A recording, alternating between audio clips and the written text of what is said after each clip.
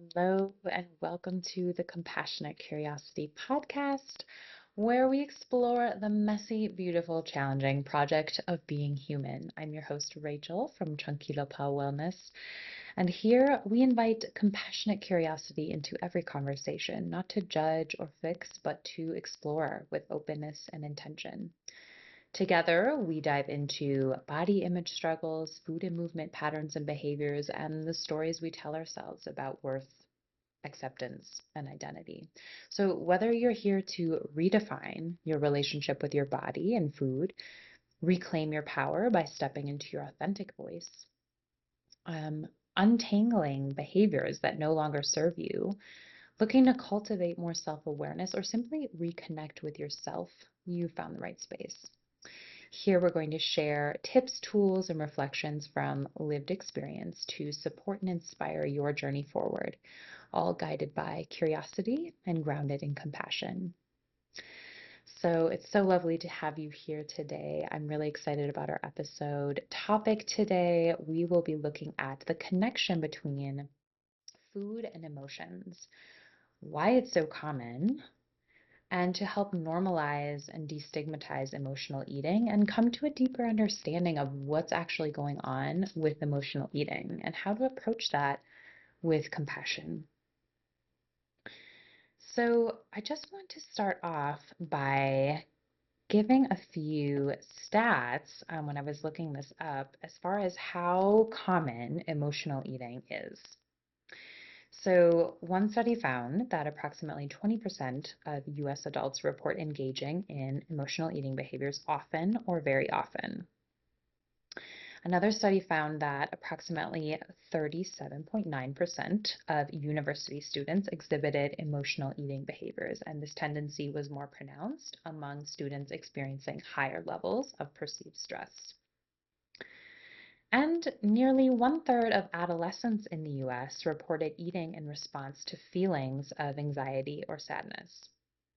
So that is all to say, this is quite common. And the topic of emotional eating, I feel like, has so much stigma and shame around it, yet it's something that is so very common.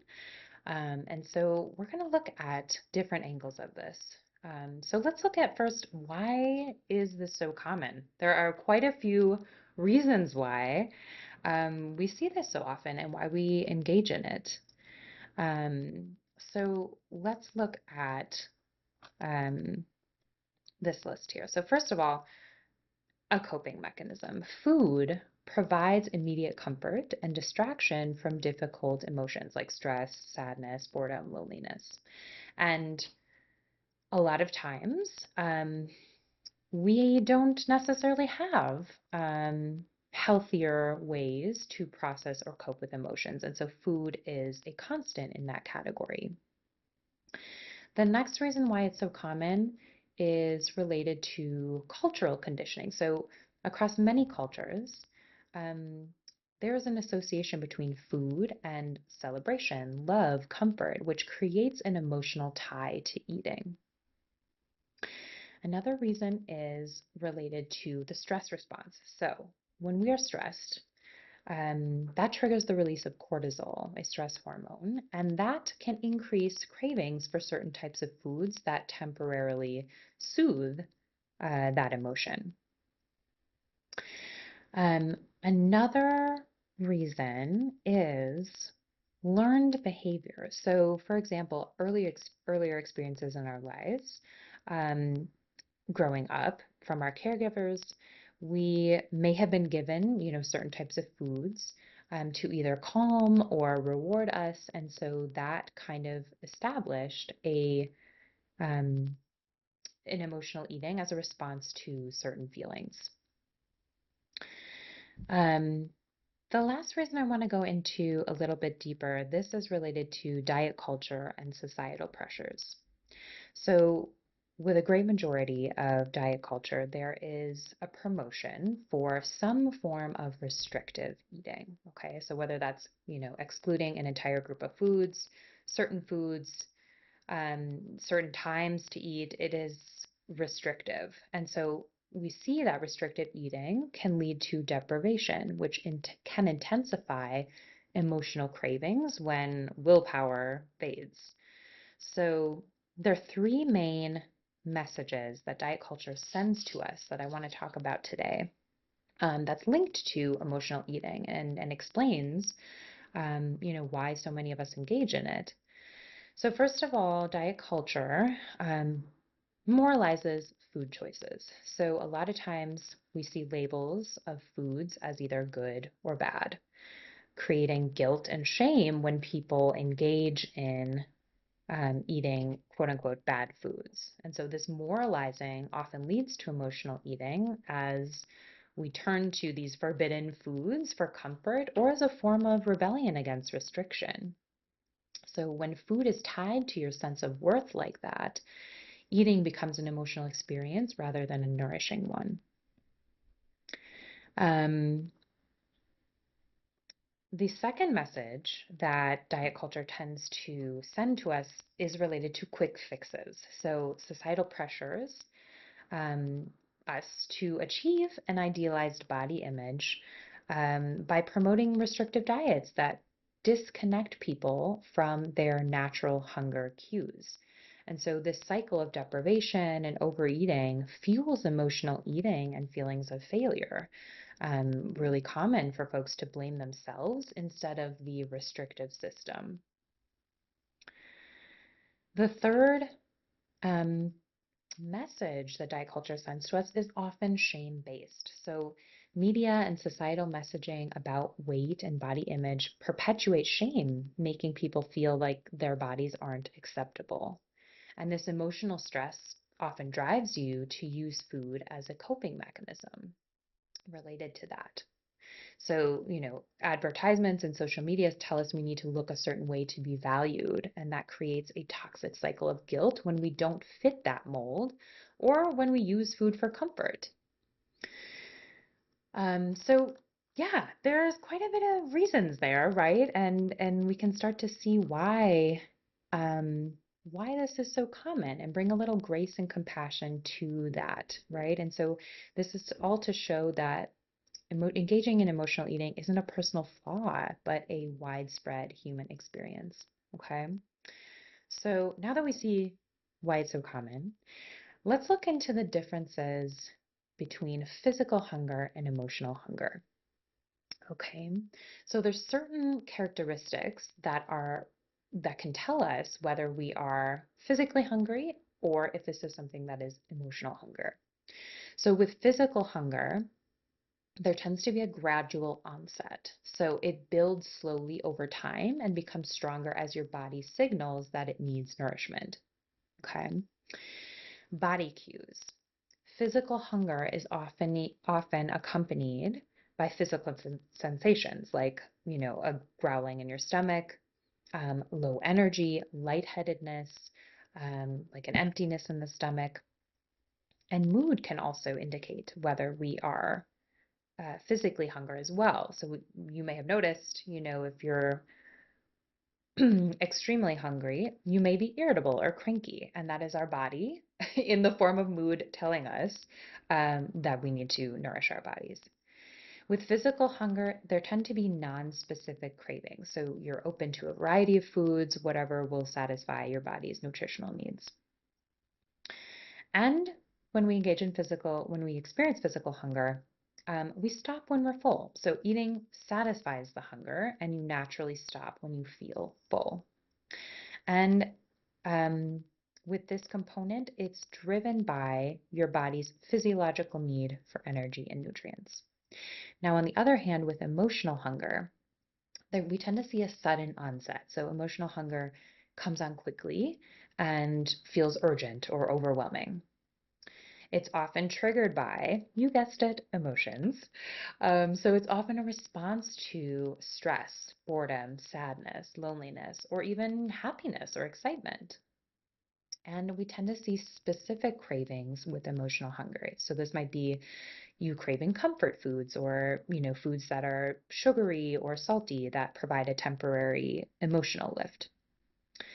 And this type of hunger lingers after physical fullness. So even after eating, emotional hunger may persist because the underlying emotional need hasn't been met, right? It's not about the physical need, but about soothing or avoiding an uncomfortable feeling. That's the emotional hunger component. So, okay, so how do we go about building our awareness of whether I am physically hungry or I'm emotionally hungry? And doing so, again, with compassion and grace and curiosity, Um, as I had mentioned in an earlier podcast, our emotions are always keys and guiding posts to tell us something else is going on. And so it's an invitation to look into that. And so I want to invite you to try out this process that can help build awareness around emotional eating without judgment. This is the 5-step roots process. Okay, so roots standing for recenter, observe, open up, tune in, and step forward. So let's look at those, each of those in greater detail here. So this can be a process that's done, when you're noticing an urge to eat a certain food or eat, or before you eat in general. Recenter. So this is an invitation to pause, to acknowledge the moment as it is without judgment. Okay, so it's a grounding. It's an opportunity to ground ourselves, center ourselves, and that can look like literally standing there, closing your eyes, feeling the ground beneath your feet. You can place your hands over your chest and take a deep breath in and out. That can be a beautiful grounding technique. That's just a pause, okay, to acknowledge the present moment as it is. Observe. The next step would be to check in with your body's physical hunger cues. So, like we had mentioned, okay, do I notice a slight headache? Am I noticing a grumbling in my stomach? Is my energy low? Checking in with those physical hunger cues. The next O is open up. This is open up to exploring your emotional state with curiosity. How am I feeling right now? What mood am I in? Am I sad? Am I stressed? Did I just come home from a really stressful situation? Did I just have an argument? How am I feeling right now? T is tune in. Tune in to decide what you truly need, whether that's food, rest, or emotional care. And then S is step forward. Respond. Respond with intention and kindness, taking an empowering action. Even if that is eating the food, bring in gratitude for the food or what it offers to you, whether that's comfort, nourishment, or a moment of enjoyment. Okay. So again, I want to acknowledge that emotional eating is a normal human behavior. Food has always been tied to emotions, like we mentioned earlier, celebrations, comfort, coping. And it's not something to be ashamed of. It's not about judging yourself, but inviting the question of why behind the behavior. Okay. And so, you know, sometimes a bowl of ice cream after a tough day, can bring comfort, and that is absolutely okay. However, emotional eating can become a problem when it starts to feel like your only way of coping with difficult emotions, or when it begins to negatively impact your physical or emotional well-being, okay? And so I want to go into a few signs that this may no longer be serving you as a coping mechanism, or that it may be becoming problematic, in which case I would encourage you to reach out to, a therapist, a coach, a professional for support around this to explore that a bit more. So here are a few signs that, okay, this may not be serving me. Frequency and intensity. Are you finding yourself turning to food every time you feel stressed, anxious, upset, even, multiple times a day? That may be a question to check in with. Lack of awareness or control. Do you often feel like you're eating on autopilot and before you know the whole bag of chips is gone right before your eyes? And do you feel a sense of being out of control when eating or unable to stop, even if you're physically full? Those would be some more questions to check in with. Physical discomfort or harm. Is emotional eating causing you physical discomfort, like frequent overeating to the point of feeling sick? And checking in with the emotional aftermath. How do you feel after eating? Are you consistently feeling guilt, shame, or regret after you eat? Interference with life. Does this emotional eating interfere with your day-to-day life, like avoiding social situations or work commitments to stay home and eat? And are there emotions you're avoiding entirely by eating, like grief, loneliness, anger, instead of exploring or addressing them? So if you answered yes to any of those, or if any of those resonated with you, and you're finding that as a reflection in your experience, again, please be gentle with yourself. Um, this is an invitation to explore that. And so, as I had mentioned, I would encourage you to reach out to get support around this, to explore that a bit more. And I just want to share a bit about my experience with emotional eating, which I still experience, as we all do. Again, it is a very normal human experience, part of being human. Um, However, in my case, when I was at the peak of my disordered eating, my emotional eating was directly linked and led to disordered eating. So it became problematic for me because it was um, creating a lot of distress in my life. When I would come home from work, from the clinic, I did not have the coping mechanisms in place to deal with the stress and inadequacy and um, lack of connection that I was experiencing, the depression that I was experiencing. And food was my source of comfort. It was my primary source of comfort. And that led to disordered eatings behaviors. And so that was not serving me anymore. But now I'm so grateful because I do have more tools in my toolkit to provide me with the support that I need when I do experience those difficult, challenging emotions, which we're always all going to be experiencing as humans, right? Um, and so there are definitely, um, there's absolutely the possibility, if this is overwhelming or challenging for you, there is a way to experience peace with this through learned coping mechanisms and with deeper understanding. So, again, recognizing these patterns isn't about judging yourself or labeling emotional eating as bad. It's about asking, is this habit truly serving me? Or is it masking something that I need to pay attention to?